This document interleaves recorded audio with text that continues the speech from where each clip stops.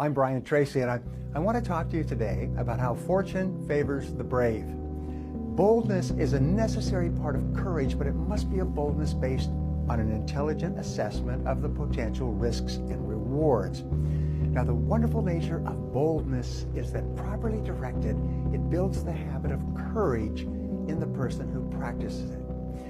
Now, in my experience, any virtue translated into action leads almost invariably to positive results. This applies to the virtues of integrity and persistence and courtesy and love and courage.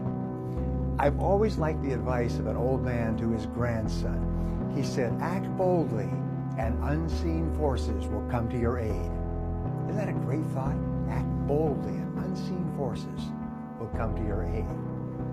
Perhaps the most obviously important part of courage is the courage to step out in the face of uncertainty.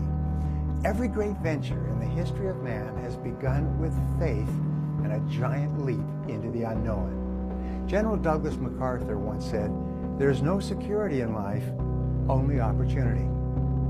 The creed of Frederick the Great, one of history's most successful leaders, was audacity, audacity, always audacity.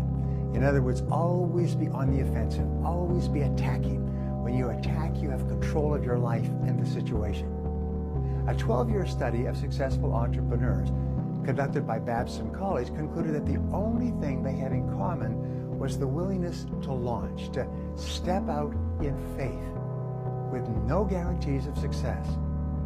Once they had started, they learned the lessons they needed to succeed.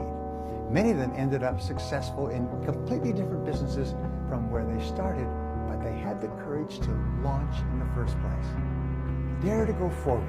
Successful companies are invariably those that continue to research and develop and experiment and introduce new products and services even during the deepest recessions.